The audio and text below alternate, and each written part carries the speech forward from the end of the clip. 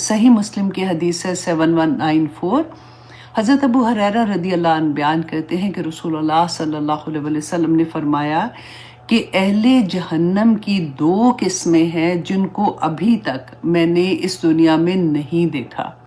اور وہ 2 قسم کے لوگ کون تھے؟ آپ غور کیجئے گا کہ ایسا نہیں لگتا کہ یہ اب ہم لوگوں نے دیکھ لیا ہے ان لوگوں کو، کہ ایک گروہ وہ ہے جن کے پاس گائیوں کی دموں کی طرح کے کوڑے ہوں گے جن سے وہ لوگوں کو ماریں گے۔ آپ لوگوں نے کبھی دیکھا ہے کہ جب کبھی جلوس جلسے جیسے نکلتے ہیں تو ان میں جو پولیس والے کیسے ینگ بچے ہوتے ہیں، عورتیں ہوتی ہیں، کیسے ان کو مارتے ہیں، کیسے ان کو گھسیٹ کے لے کے جا رہے ہوتے ہیں۔ تو جب میں یہ حدیث پڑھی تھی آنیسٹلی میرے ذہن میں پورا وہ نقشہ آ رہا تھا کہ ایکچولی اب ہم اپنی آنکھ سے یہ چیز دیکھتے ہیں کہ کیسے اپنے ہی مسلمان ہوتے ہیں، ایسا نہیں ہے کہ کوئی غیروں کو مار رہے یا غیر آ کے ہمیں مارے، وی آر ٹاکنگ اباؤٹ اپنے ہی لوگوں کی بات۔ اور دوسرا گروہ رسول اللہ صلی اللہ علیہ وسلم نے فرمایا کہ وہ عورتیں جو لباس پہنے ہوئے بھی ننگی ہوں گی۔ اللہ اکبر! اب دیکھیں یہ بات بھی آپ آج کل کے زمانے میں دیکھ لیں کہ ہمیں نظر آتی ہیں، کیونکہ اب میڈیا کا دور ہے نا، تو انٹرنیٹ ہر ایک کے پاس ہے، فون ہر ایک کی ریچ میں ہے، وہ دیکھ سکتے ہیں کہ ایسے کپڑے ہوتے ہیں کہ ان کے جسم کے خد و خال پورے نظر آ رہے ہوتے ہیں۔ اور اس کے علاوہ آپ دیکھیں گرمیاں ہیں، اب گرمیوں کے کپڑے آپ دیکھیں کتنے باریک ہوتے ہیں، جیسے لون کے سوٹ ہم پہنتے ہیں تو شلواریں ہر ایک نہیں کرتا ایسے، بہت سے لوگ بہت خیال کرتے ہیں، لیکن زیادہ تر آپ دیکھیں کہ سی تھرو ہوتے ہیں کپڑے، اور ان کی سلپس بھی نہیں اگر پہنی ہوتی ہیں، اگر مارکیٹ سے لے رہے ہوتے ہیں تو جس سلپ علیحدہ سے بائی کریں یہ علیحدہ سے بائی کریں، اور اس طرح سے ہے۔ تو اللہ سبحانہ تعالیٰ ہمیں بچائے ان چیزوں سے کہ رسول اللہ صلی اللہ علیہ وسلم نے فرمایا تھا ایسے لوگ، ٹھیک ہے، ایسی عورتیں جو لباس پہنے ہوئے بھی ننگی ہوں گی، دوسروں کو گناہ پر مائل کرنے والی ہوں گی۔ اب کیا ہوتا ہے، آپ نے یہ ورڈ سنا ہوا ہے نا کہ لوگ بڑے آرام سے کہتے ہیں کہ میں تو کسی کے لیے نہیں تیار ہو رہی ہوں، اب وہ اس کو اپنی نگاہیں جھکانی چاہیے، میں تو اپنے شوق سے تیار ہو رہی ہوں۔ یہاں پہ کیا ہے کہ دوسروں کو گناہ پر مائل کرنے والی ہوں گی، رائٹ، اور خود مائل ہونے والی بھی ہوں گی، اور ان کے سر بخ کی اونٹنیوں کی طرح ایک طرف جھکے ہوں گے، جیسے یہاں پہ بالوں کو اونچا کر کے بناتے ہیں نا، اس کی بات ہو رہی ہے۔ یہ عورتیں نہ تو جنت میں داخل ہوں گی اور نہ ہی اس کی خوشبو کو سونگھ سکیں گی، حالانکہ جنت کی خوشبو میلوں دور سے آ رہی ہوگی۔ کتنی بڑی وعید ہے نا اس کے اندر۔ تو اللہ سبحانہ تعالیٰ ہمیں توفیق عطا کرے جی، ہم ان چیزوں کو سمجھیں، کیونکہ ہم 30 پارہ پڑھ رہے ہیں، اور آج انشاءاللہ ہم نے سورۃ نبا ختم کی تھی لاسٹ کلاس میں، اور آج انشاءاللہ ہم سورۃ نازعات جو ہے اس کو شروع کریں گے۔ سورۃ نازعات میں بھی دیکھیں بالکل وہی سورۃ نبا کے بعد کی یہ سورہ ہے، اور اس کا بھی مضمون کائنڈ آف ویسا ہی ہے جیسے آخرت کے بارے میں بات ہے، قیامت کے بارے میں بات ہے۔ اب یہاں پہ ہمیں یہ سمجھنا ہوگا سب سے پہلی بات کہ ہمیں اللہ سبحانہ تعالیٰ نے جب کائنات بنائی ہے، پوری کی پوری کائنات، ہم کون ہیں؟ ہم اللہ کے بندے ہیں نا، اور بندے کون ہیں؟ اللہ کی مخلوق ہے۔ تو کیا صرف ہم ہی اللہ کی مخلوق ہیں؟ نہیں، ایسا تو نہیں ہے نا۔ پوری کائنات، سورج، چاند، ستارے، ہوائیں، چرند پرند، مکھی، مچھر، ایچ اینڈ ایوری، مطلب ہر چیز اس کائنات کی اللہ سبحانہ تعالیٰ کی مخلوق ہے۔ اللہ سبحانہ تعالیٰ نے اس کو کریٹ کیا ہوا ہے۔ اور آپ یہ دیکھیے کہ آج ہم پڑھیں گے بڑے پہاڑ، آپ دیکھیں کتنے بڑے بڑے اللہ سبحانہ تعالیٰ فرماتے ہیں دنیا میں ہیں، کتنی زمین دیکھیں کہاں تک پھیلی ہوئی ہے، آسمان دیکھیں کیسے کتنا بڑا ہے۔ ہر مخلوق اللہ کے حکم کی تابع ہے۔ جو اللہ سبحانہ تعالیٰ نے جس مقصد سے اس کو پیدا کیا ہے، وہ اپنا وہ مقصد بغیر کسی چون چرا کے پورا کر رہی ہے، سوائے انسان اور جنات۔ 2 لوگ ہیں جن کو، 2 طرح کی مخلوق ہے جن کو اللہ سبحانہ تعالیٰ نے آزادی دی ہے۔ اب آزادی کس چیز کی ہے؟ کہ اگر ہم اپنی مرضی سے اپنے راستے چن سکتے ہیں، اپنی مرضی سے اپنی زندگیوں کے فیصلے کر سکتے ہیں۔ لیکن یہ کیسی آزادی ہے کہ اگر ایسا نہیں کہ اپنی مرضی سے کر لو ٹھیک ہے پھر کوئی بات نہیں، اچھا ہوگا ٹھیک ہے، نہیں اچھا ہوگا ٹھیک ہے، نہیں، اگر آپ غلط فیصلہ کرتے ہو، وہ فیصلہ جو آپ کے رب کے حکم کے اگینسٹ ہے، اللہ سبحانہ تعالیٰ نے اس قرآن پاک میں بتا دیا، بینہ بتا دیا کیا ٹھیک ہے کیا غلط ہے، کیا نیکی ہے کیا بدی ہے، کیا کرنا ہے کیا نہیں کرنا۔ اگر آپ اللہ کے احکامات کے اگینسٹ اپنی مرضی سے فیصلہ کرتے ہیں تو پھر اس کی سزا کیا ہوگی وہ آج کی صورت میں ہم دوبارہ پڑھیں گے۔ اور اگر آپ کی زندگی کا ہر فیصلہ اللہ سبحانہ تعالیٰ کے احکامات کے مطابق ہے تو پھر آپ کو کیا انعامات ملیں گے وہ بھی آج انشاءاللہ ہم پڑھیں گے۔ تو ہم آزاد تو نہیں ہیں، آزادی بیسیکلی ہمارے لیے ایک وہ کہتے ہیں نا آزمائش ہے، ایک جیسے کہتے ہیں دنیا امتحان ہے۔ امتحان یہی ہے کہ جو راستہ پک کریں گے اس کا جواب دینا ہوگا، سمپل از دیٹ۔ تو اب ہمیں یہ دیکھنا ہے کہ اللہ سبحانہ تعالیٰ نے اس دنیا میں مجھے اور آپ کو کیوں بھیجا ہے، اگر بھیجا ہے تو پھر ہمارے اعمال کیسے ہوں گے۔ آج کی صورت میں ہم دیکھیں گے کہ جب دنیا میں ہم نے رہ لیا، اب ہمارا جانے کا وقت آ گیا، آخری وقت آ گیا، نزا کا عالم آ گیا، ٹھیک ہے۔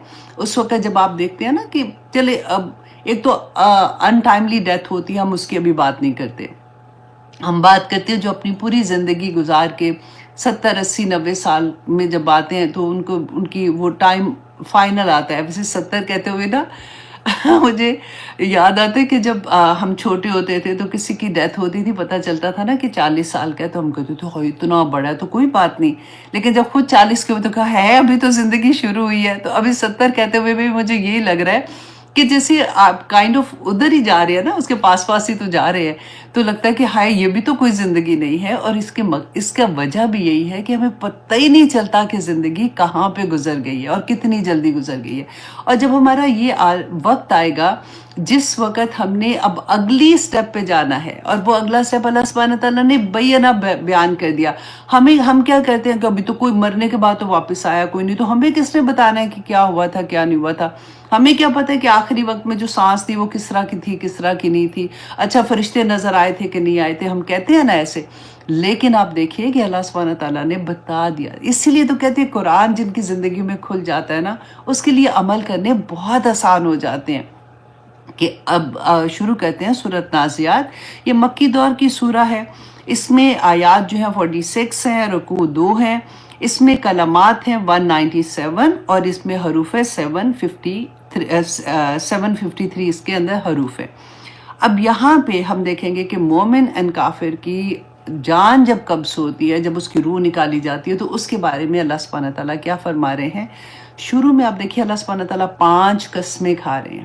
5 قسموں کے بعد اللہ سبحانہ تعالیٰ نیکسٹ جو بات کریں گے تو انشاءاللہ وہ وہاں پہ پڑھتے ہیں کہ اللہ سبحانہ تعالیٰ فرماتے ہیں وَالنَّازِعَاتِ غَرْقًا، وَالنَّازِعَاتِ کی قسم ہے ان فرشتوں کی جو کھینچنے والے، نازیات کہتے ہیں کھینچنا، ڈوب کے کھینچنا کسی کو نا، غرقہ ڈوب کے کھینچتے ہیں، وَالنَّاشِطَاتِ نَشْطًا اور جو آسانی کے ساتھ جان نکال لیتے ہیں۔ یہ 2 طرح کے فرشتوں کی، اب اس کی تفسیر میں نا ڈفرینٹ بھی ہیں، لیکن زیادہ تر علماء نے اس کی تفسیر اسی طرح سے کی ہے کیونکہ نازیات جو ہے یہ مؤنث کا صیغہ ہے اور فرشتے بھی مؤنث ہوتے ہیں نا، تو اللہ سبحانہ تعالیٰ نے فرشتوں کی قسم کھائی کہ جب وہ ڈوب کر مومن کی ایک جان جب نکالتے ہیں اور جب کافر کی، تو کیا فرق ہوتا ہے۔ آج ہم اس ایک ٹاپک کو تو اپنے دل کے اندر بٹھانے کی کوشش کیجیے گا، کیونکہ اسی سے ہمارے عمل بدلیں گے کہ جب منافق، کافر،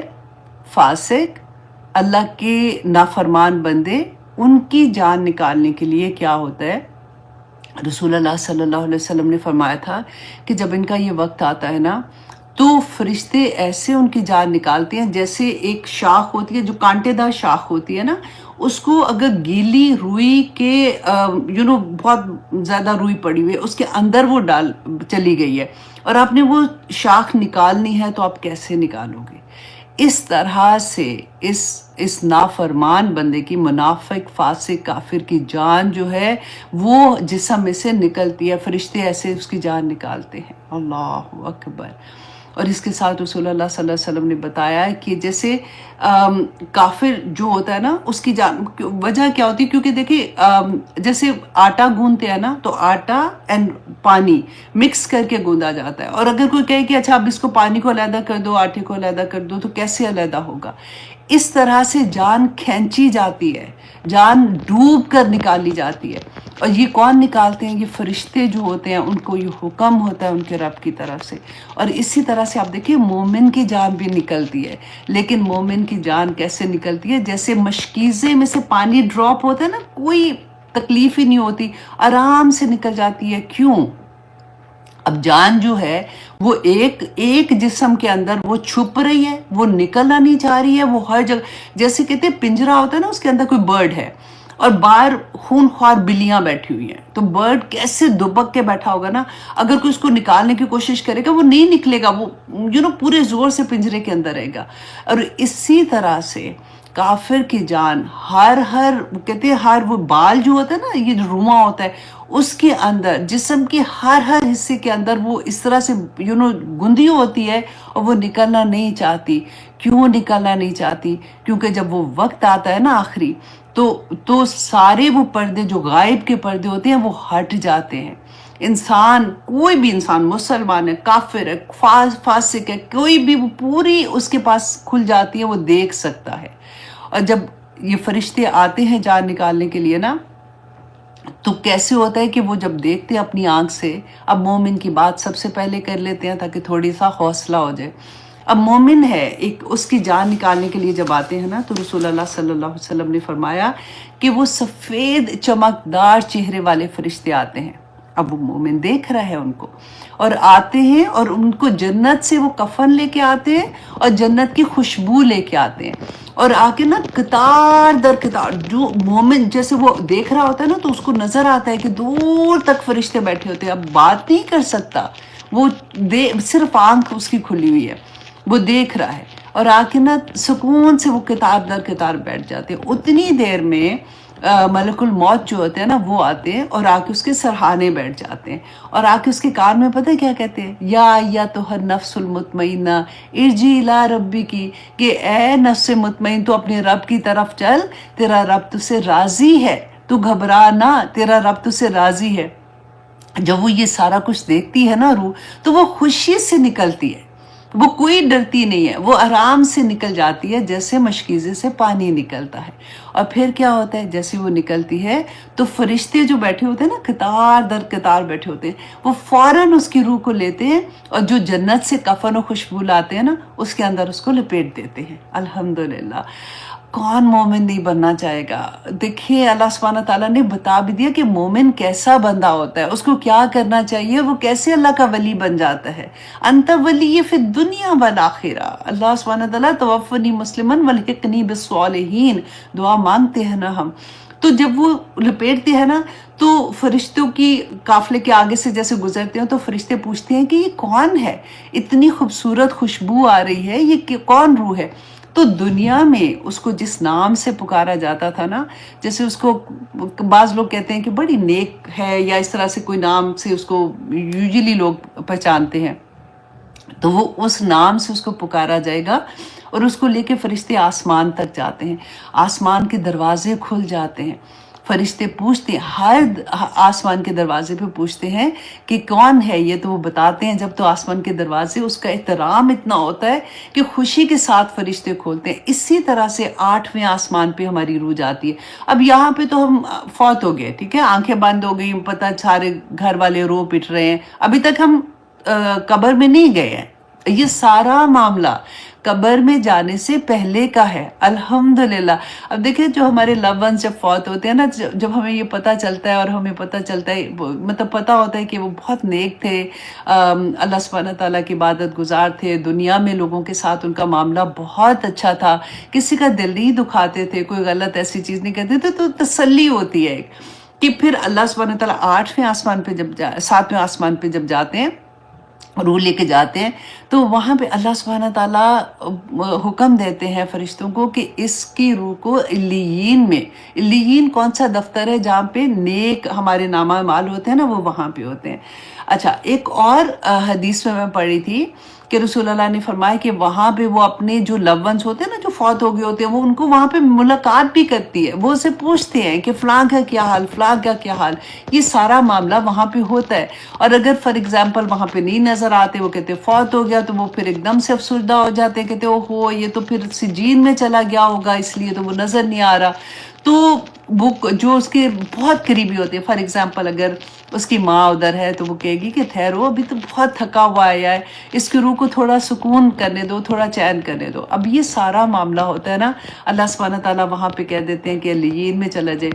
اس کے بعد جب وہ لیین سے جاتا ہے، وہ روح جاتی ہے، تو اس کے بعد اس کو یہ کہا جاتا ہے کہ اب اللہ سبحانہ تعالیٰ کا حکم ہوتا ہے کہ اس کو واپس دنیا میں واپس بھیجو اس کی قبر میں، اور اس کو اسی مٹی سے قیامت کے دن میں دوبارہ اٹھاؤں گا.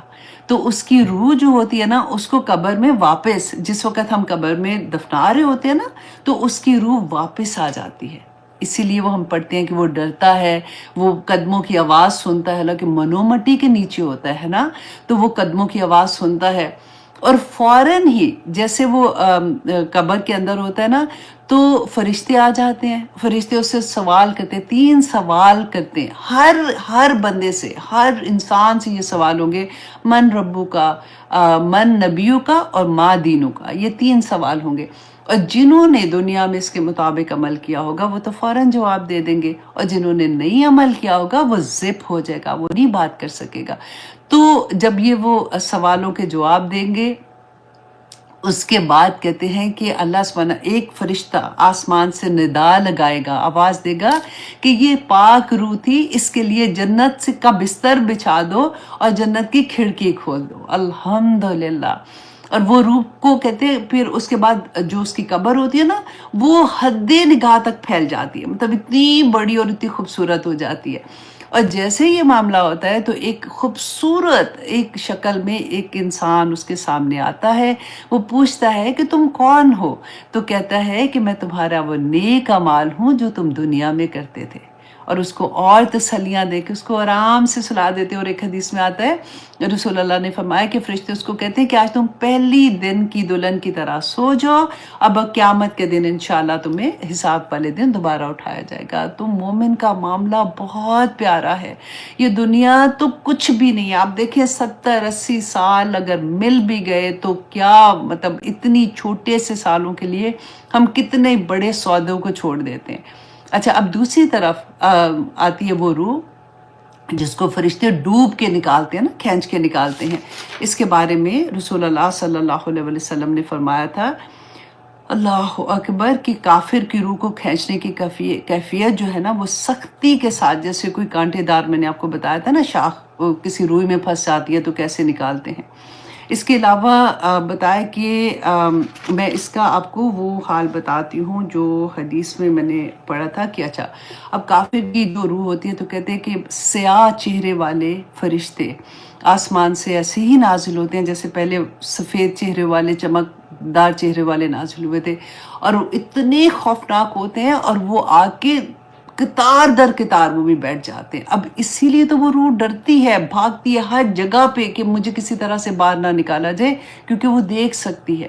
اور جیسے ہی وہ بیٹھتے ہیں تو ملک الموت اس کے سرہانے آ کے بیٹھتا ہے اور آ کے کہتا ہے اس کے کان میں، تو خبیث تھی، تو خبیث روح تھی، تو نے اللہ کی نافرمانی کی، تو نکل اس میں سے. اور پھر وہ فرشتے جو ہوتے ہیں وہ اس کو کھینچ کے نکالتے ہیں، جیسے ہم نے پڑھا تھا کہ جیسے وہ کانٹے دار جو شاخ ہوتی ہے جیسے اس کو نکالتے ہیں. اور اسی طرح سے جب نکالتے ہیں تو وہ دوزخ سے ٹاٹ لے کے آتے ہیں، جیسے بدبودار ٹاٹ ہوتا ہے، اور اس میں اس کو لپیٹ کے آسمان تک لے کے جاتے ہیں نا.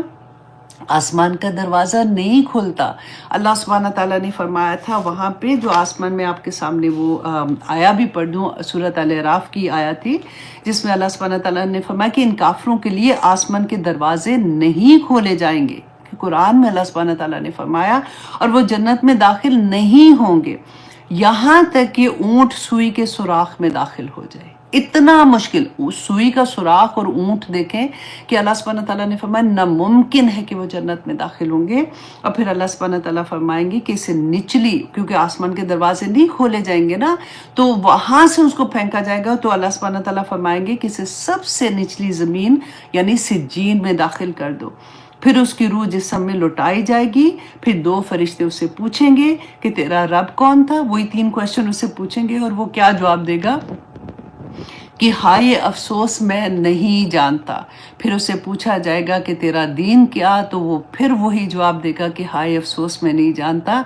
फिर आसमान से एक मुनादी करने वाला निदा करेगा कि इसके लिए दोज़ख के बिस्तर बिछा दो। अल्लाह अकबर। इसकी कब्र में दोज़ख की खिड़की खोल दो। फिर उसकी कब्र तंग कर दी जाएगी, हत्ता कि उसकी पसलियां जो हैं वो आपस में एक दूसरे के अंदर घुस जाएंगी। फिर इसके पास एक बदसूरत शक्ल वाला बदबूदार शख्स आएगा कि वो पूछेगा कि तू कौन है। तो वो कहेगा कि मैं तेरा वो अमल था जो तू दुनिया में करता था। अल्लाह अकबर, अल्लाह अकबर। तो अल्लाह सुब्हानहू व तआला जी हमें तौफीक अता करे कि हम अल्लाह के पैगाम को समझ सकें, हम इस कुरान की असल को समझ सकें। आमीन सुम्मा आमीन। और फिर आगे आया नंबर 3 में अल्लाह सुब्हानहू व तआला फरमाते हैं वस्साबिहाती सबहा, और उनकी कसम अल्लाह सुब्हानहू व तआला फरमाते हैं जो तैरने वाले हैं, तेज़ी से तैरते हैं, उन फरिश्तों की जो तेज़ी से वो रूह लेते हैं, नेक रूह को लेते हैं और आसमानी दुनिया तक जाते हैं।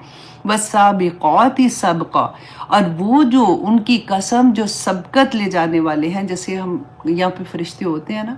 अब देखें जब इन अल्लाह सुब्हानहू व तआला ने फरमाया कि तुम ज़ुबान से लफ्ज़ नहीं निकालते हो कि वो उचकते हैं पकड़ने के लिए कि वो लिखे नामा अमाल, ये वही नामा अमाल होगा जो क़यामत के दिन हम परेशान होकर कहेंगे कि अल्लाह इस नामा अमाल में तो कोई ना छोटी चीज़ छोड़ी ना बड़ी चीज़ छोड़ी, सब कुछ ही लिख के इसके अंदर दे दिया। और वही नामा अमाल होगा जो फरिश्ते कहेंगे कि आज तो खुद ही काफ़ी है इसको पकड़ने के लिए। नेक लोगों का नाम अमाल दाएं हाथ में देंगे, बुरे जो लोग होंगे जो अल्लाह के नाफरमान होंगे उनका नाम अमाल उनके बाएं हाथ में दिया जाएगा। और जब पकड़ाएंगे फरिश्ते तो यूं करके पीछे कर लेंगे क्योंकि वो नहीं पकड़ना चाहेंगे। आगे आगे इंशाअल्लाह आएंगी वो आयात जो हम पढ़ेंगे। तो अल्लाह सुब्हानहू व तआला उनकी कसम खा के कहते हैं फल मुदब्बिराती अमरा, कि उनकी कसम जो तदबीर करने वाले हैं। देखें वो फरिश्ते जो जैसे जिब्राइल अलैहिस्सलाम थे वो वही लेके आते थे, मिकाईल हैं वो जो बारिश के फरिश्ते हैं, मलकुल मौत हैं जो मौत जो रूह कब्ज़ करने वाले, इसराइफील हैं वो फरिश्ते हैं जो अपने मुंह के अंदर सूर लेके बैठे हुए हैं और अल्लाह सुब्हानहू व तआला के हुक्म का इंतज़ार कर रहे हैं कि जब अल्लाह सुब्हानहू व तआला हुक्म देंगे तो क़यामत नाज़िल हो जाएगी। तो अल्लाह सुब्हानहू व तआला इनकी क्यों कसम खा रहे हैं? इसलिए कि आज जो अल्लाह के हुक्म से इतने बड़े बड़े काम कर रहे हैं, जो अल्लाह उनको हुक्म दे रहा है वो वैसे कर रहे हैं, तो क्या वह बंदे वो क़यामत के दिन तुम्हें दोबारा से कब्रों से नहीं उठाएंगे? तुम्हें क्या लगता है कि अल्लाह सुब्हानहू व तआला के सामने तुम्हें हाजिर नहीं होना? तुम्हें क्या लगता है कि तुम दुनिया में जो कुछ कर रहे हो इसका तुम्हें जवाब नहीं देना? एक एक चीज़ का तुम्हें जवाब देना होगा क़यामत के दिन। अल्लाह सुब्हानहू व तआला फरमाते हैं उसके बाद यौम तरजुफुर राजिफा, जिस दिन तरजुफु कांपेगी, राजिफा कि कांपने वाली कौन है? ज़मीन के बारे में। ये ज़मीन जो है उस दिन जलजला नहीं जैसे आ जाता उस तरह से कांपेगी। ज़मीन बाय नेचर जो है ना, उसको जब अल्लाह सुब्हानहू व तआला ने ज़मीन पैदा की थी, मखलूक है ना अल्लाह की, तो ज़मीन कांप रही थी। तो अल्लाह सुब्हानहू व तआला ने पूछा, फरिश्तों ने पूछा कि तुम क्यों कांप रही हो? तो पता है ज़मीन ने क्या जवाब दिया था? क्योंकि ये अल्लाह की मखलूक है और अल्लाह के हुक्मों की ताबे है। तो ज़मीन ने कहा कि मुझे ये डर है कि अल्लाह सुब्हानहू व तआला जो इब्ने आदम पैदा कर रहे हैं ये मेरे ऊपर मेरे जैसे ज़मीन के ऊपर ही हम लोग चलते हैं ना, रहते हैं, तो मेरे ऊपर अल्लाह की नाफरमानी करेंगे और मुझे ये चीज़ बहुत खौफज़दा कर रही है। तो आप देखें कि फिर अल्लाह सुब्हानहू व तआला कहते हैं कि अल्लाह सुब्हानहू व तआला ने जो मेखें गाड़ दी था, पहाड़ गाड़ दिए ज़मीन पे, और ज़मीन ने हिलना छोड़ दिया, मतलब वो नहीं हिली। तो जब फरिश्तों ने देखा ना कि इतने बड़े बड़े पहाड़ सिर्फ ऊपर ही हमें नज़र आते हैं ना, पहाड़ नीचे भी हैं, समंदर के नीचे भी बहुत बड़े बड़े पहाड़ हैं। अल्लाह का निज़ाम कैसे चल रहा है। देखिए यहाँ पे थोड़ा सा रुक के आप ये देखें کہ یہ سارے کا سارا نظام، پوری اتنی ہیوج زمین اللہ سبحانہ تعالیٰ نے بچھا دی، آسمان اوپر کر دیا، بارش ہوگی، ہوائیں چل رہی ہیں، ستارے سیارے گردش کر رہے ہیں، اور زمین تو پوری کائنات کے مقابلے میں زمین، پتہ ہے رسول اللہ نے کیا فرمایا تھا کہ جیسے آپ ریت کا ذرہ نہیں ہوتا، آپ جاتے ہیں ساحل پہ تو وہ ریت پڑی ہوتی، اس کے ایک ذرے جتنی ہے، اور اس کے اندر آپ اپنی حقیقت دیکھیں کہ ہم کدھر ہیں، اتنی حقیر چیز. تو ہماری پھر ذرا روب دیکھیں جب ہم بات کرتے ہیں، ہماری جرأت دیکھیں کہ پھر ہم اللہ سبحانہ تعالیٰ کی نافرمانیاں کتنی آرام سے کر دیتے ہیں. وہ رحیم ہے، کریم ہے، اس نے معاف کر دینا ہے. اب اللہ سبحانہ تعالیٰ نے جب پہاڑ پیدا کیے نا، تو فرشتوں نے کہا کہ اے اللہ، کیا اس سے بھی سخت کوئی اور چیز ہے، اس سے بھی بڑی اور سخت کوئی اور چیز ہے؟ تو اللہ سبحانہ تعالیٰ نے فرمایا کہ ہاں، میں نے اس سے زیادہ سخت جو ہے نا وہ لوہا پیدا کیا ہے. تو فرشتوں نے کہا اچھا پھر کیا لوہے سے بھی سخت کوئی چیز ہے؟ تو اللہ سبحانہ تعالیٰ نے کہا کہ ہاں، آگ، کیونکہ لوہا جو ہے، آگ جو ہے وہ لوہے کو کھا جاتی ہے، مطلب پگھلا دیتی ہے نا. تو انہوں نے کہا کہ کیا آگ سے بھی زیادہ کوئی سخت چیز ہے؟ تو اللہ سبحانہ تعالیٰ نے کہا کہ ہاں، اس سے بھی سخت، آگ سے سخت کون سی چیز ہے؟ پانی. تو انہوں نے کہا کہ کیونکہ پانی جو ہے وہ بجھا دیتا ہے نا، تو انہوں نے کہا کہ اچھا پانی سے بھی سخت کوئی چیز ہے؟ تو اللہ سبحانہ تعالیٰ سے انہوں نے پوچھا. اب دیکھیں فرشتے پوچھتے جا رہے ہیں کہ اس سے زیادہ سخت کیا؟ تو پانی سے زیادہ سخت کیا چیز ہوتی ہے؟ ہوائیں تھی. اسی طرح سے اللہ سبحانہ تعالیٰ جب بتا رہے تھے نا کہ اتنی بڑی بڑی چیزوں کے بارے میں کہ وہ اس طرح سے ہے، وہ ایسے ہے، تو فرشتوں نے جب پوچھا کہ اچھا اس سے بھی زیادہ کوئی سخت چیز ہے؟ تو اللہ سبحانہ تعالیٰ نے فرمایا کہ ہاں، ایک بندہ مومن کے وہ اعمال کے وہ دائیں ہاتھ سے دے اور بائیں کو خبر نہ ہو. اتنا بڑا درجہ، اتنا بڑا لیول ہے اس بندے کا کہ جب وہ بندہ اللہ کے راستے میں جب وہ صدقہ کرتا ہے اور اس کے دائیں ہاتھ سے کو خبر نہیں ہوتی کہ اس کے بائیں ہاتھ نے کیا کیا، تو یہ اس مقام تک پہنچانے والی چیز ہے. اللہ سبحانہ تعالیٰ، میں بار بار آنیسٹلی ہر آیا پہ یہ ہوتا ہے کہ یا پاک پروردگار، تو نے پورا نظام ایک انسان کے لیے کریٹ کر دیا. پھر اگر ہمیں یہ ہو کہ اللہ سبحانہ تعالیٰ ہمارے پاس یہ نہیں ہے، ہمارے پاس وہ نہیں ہے، یا ہمارا دل اس طرح سے ہو جاتا ہے، تو آپ دیکھیں کہ ایک بندے کے لیے اللہ سبحانہ تعالیٰ نے جب انسان کریٹ کیا تھا اور دنیا میں بھیجا تھا، آدم علیہ السلام نے، یاد ہے ہم نے جو پڑھا تھا کہ پھل کھا لیا، پھر اللہ نے کہا کہ اچھا دنیا میں اتر جاؤ، اب تمہارے پاس ہدایت میری طرف سے آئے گی، جو اس پہ عمل کرے گا وہ جنت کا حقدار بن جائے گا، جو نہیں کرے گا وہ نافرمان ہوگا. تو اللہ سبحانہ تعالیٰ نے آدم علیہ السلام کو، پھر اس کے بعد نسل چلی تو اکیلے تو نہیں چھوڑا نا، پھر ہمیشہ سے آپ دیکھیے کہ نبی آئے، رسول آئے، اللہ سبحانہ تعالیٰ اس کے بعد جو اللہ کے بندے، نیک بندے تھے، وہ اللہ کا پیغام دیتے رہے، اور اس کے بعد کتابیں نازل ہوئی، صحیفے تھے، اللہ سبحانہ تعالیٰ نے گائیڈنس مکمل طور پہ رکھی انسان کے اوپر.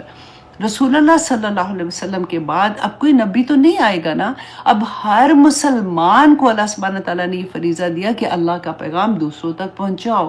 چلو ہم یہ لیول بھی ابھی ہمیں سمجھ نہ آئے، تو ہر ماں، ہر باپ کا یہ کام ہے کہ جب اس کی اولاد پیدا ہوتی ہے نا، تو اس کو وہ اللہ سے ملانے والے اس کی تربیت کرے.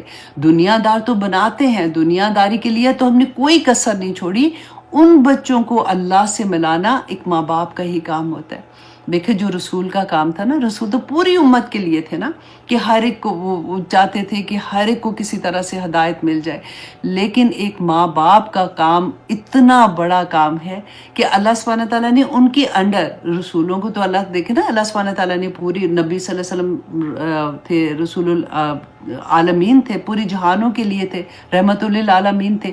لیکن ایک ماں باپ کو اللہ سبحانہ تعالیٰ نے اسی گھر میں رحمت کا وہ بنا دیا، ان کے دل میں اپنی اولاد کی محبت بھی ڈال دی نا. تو وہ اولاد جو دی تھی اس کو اللہ سے ملانے کا کام ان ماں باپ نے کرنا تھا. اور جس میں ہم جیسے ہزاروں، آپ دیکھیں جب بچے بڑے ہو جاتے ہیں، جب ہمیں سمجھ آتی ہے، ہماری زندگیوں میں قرآن کھلتا ہے، تو ایک ہی بات ہم لوگ کہتے ہیں، یا پاک پروردگار کاش ہمیں واپس موقع ملے، کاش وہ وقت واپس آ جائے جب میرے بچے چھوٹے تھے تو میں ایسے نہ کرتی، میں ایسے نہ چیزیں کر رہی ہوتی. تو اللہ سبحانہ تعالیٰ ہر ایک نہیں ہے، الحمدللہ دیکھیں جنہوں نے محنتیں کی ہیں، جنہوں نے اس وقت اپنے بچوں کو اس طرح سے بڑا کیا ہے، وہ رزلٹ بھی ان کے سامنے ہے. اللہ سبحانہ تعالیٰ ہمیں بھی اپنی حفاظتوں میں رکھے. اب اللہ سبحانہ تعالیٰ فرماتے ہیں کہ جس دن زمین ہلا ماری جائے گی، یہ پہلا جو سور پھونکا جائے گا نا، یہ اس کی بات ہو رہی ہے، تتبعها رادفہ، تو اس کے پیچھے آئے گی، اس کے پیچھے آنے والی۔ یہ دوسرا سور جب پھونکا جائے گا، قلوب یومئذ واجفہ، اس دن جو قلوب، جو دل ہوں گے نا، اس دن واجفہ، وہ دھڑک رہے ہوں گے، مطلب جیسے کہتے ہیں نا کہ اتنی زور سے دھڑکنا کہ دل کہتے ہیں گلے کے اندر آ گیا، وہ حال ہوگا بندے کا۔ اور اللہ سبحانہ تعالیٰ نے یہاں پہ آپ دیکھیے وہ ایک پورا نقشہ کریٹ کیا ہوا ہے، آپ اس کو فیل کر کے پڑھیں، آپ اس کو فیل کر کے سن رہے ہیں نا کہ اچھا یہ ایسا والا ماحول ہوگا جس وقت زلزلہ۔ آپ دیکھیں آج کی دنیا میں بھی جب ہم کبھی میڈیا پہ ہوتے دیکھتے ہیں یا ٹی وی میں دکھاتے ہیں جہاں پہ زلزلہ آتا ہے تو کیا حال ہوتا ہے، وہ جو لوگ وہاں پہ اس وقت ہوتے ہیں ان کا کیا ایسے ہی ہوتا ہے نا، آنکھیں پھٹی ہوتی ہے، دل ایسے لگتا ہے کہ اوپر آ جائے گا، خوف کے مارے یہ حال ہوتا ہے۔ لیکن یہاں پہ اللہ سبحانہ تعالیٰ فرماتے ہیں ابصارها خاشعہ، کہ ان کی آنکھیں جو ہے نا وہ سہمی ہوئی ہوں گی، کیونکہ ان کو یہ پتہ لگ جائے گا کہ اب تو وہ وقت آ گیا ہے۔ ہمیں دنیا میں لگتا تھا کہ ابھی تو پتہ نہیں کب آنا ہے، وقت آئے گا بھی کہ نہیں آئے گا، ہم تو مصروف ہی اتنے تھے، ہمیں تو کہتے ہیں نا مرنے کا وقت کوئی نہیں تھا، ہم تو بس اتنے لگے ہوئے تھے دنیا دنیا دنیا دنیا کرنے کے لیے۔ تو اب یہ تو وقت واقعی آ گیا ہے۔ تو اللہ سبحانہ تعالیٰ فرماتے ہیں یقولون، وہ کیا کہتے ہیں، اب مشرکین کی بات اللہ سبحانہ تعالیٰ یہاں پہ لے کے آتے ہیں کہ ایون یہ قیامت کا دن آ کے رہنے والا ہے، لیکن وہ کیا کہتے تھے، آئنا لمردودون فی الحافرہ، کہ کیا بے شک جو آئینہ، کیا ہم لمردودون پھر واپس لوٹائے جائیں گے، فی الحافرہ پہلی حالت میں۔ رسول اللہ صلی اللہ علیہ وسلم جب ان کو یہ بتاتے تھے نا کہ قیامت کا دن آنے والا ہے، بار بار آپ دیکھیں کہ مکی دور میں بار بار، اب ہم کسی کو مرنے کی بات کہیں نا، فیملی میں بھی کوئی بات ہوتی ہے تو کہتے ہیں اچھا اس کی بات نہ کرو، نہیں یہ بات میرے سے نہیں کرو، ہم سننے کو تیار نہیں ہوتے۔ اور نبی صلی اللہ علیہ وسلم کو اللہ سبحانہ تعالیٰ نے مکی دور میں بتایا ہی یہ تھا، سوائے اس کے دیکھیں اللہ سبحانہ تعالیٰ توحید پہ بات، رسالت پہ بات اور آخرت پہ بات، تین باتیں صرف اس وقت تک احکامات ابھی وہ والے نہیں آئے تھے جو مدینہ میں جا کے پھر نازل ہوئے تھے نا، جو ایکچولی وہاں پہ تو آزاد ریاست بن رہی تھی، تین چیزیں بار بار بتائی جا رہی تھی۔ تو اب وہ مذاق اڑاتے تھے کہ اچھا کیا پھر مرنے کے بعد ہم دوبارہ سے زندہ ہوں گے، اذا کنا عظاما نخرہ، کیا جب ہم ہڈیاں ہو جائیں گے قبروں میں جا کے، ہماری تو ہڈیاں گل سڑ جائیں گی، تو کیا دوبارہ سے ہم اٹھیں گے؟ دیکھو یہ کیسی کیسی باتیں کرتے ہیں۔ قالو، اللہ سبحانہ تعالیٰ کہتے ہیں قالو تلک اذن کرۃ خاسرہ، تو اس وقت تو ہم پھر ہمارا یہ واپس لوٹنا جو ہے یہ تو بڑا خسارے کا کام ہوگا۔ یہ کس کو تانا دے رہے تھے؟ مسلمانوں کو، کیونکہ اس وقت تک زیادہ تر لوگ جو اسلام لائے تھے نا وہ غلام تھے، وہ ان کے حالات جو تھے وہ اتنے اسٹرانگ نہیں تھے، وہ تو مدینہ میں جا کے پھر جنگے کے بعد حالات ان کے ایسے بہتر ہونے شروع ہوئے تھے۔ تو ان کو مذاق سے کیا کہتے تھے کہ وہ تو بڑے بڑے تھے نا وہاں کے جو مکہ کے رہنے والے سردار تھے، تو ان کو کہتے تھے کہ اچھا چلو اگر واپس بھی چلے گئے تو اللہ سبحانہ تعالیٰ نے دنیا میں اگر ہمیں اتنا کچھ پیسہ ویسا دیا ہوا ہے تو آخر میں بھی ہماری اچھی حالت کرے گی۔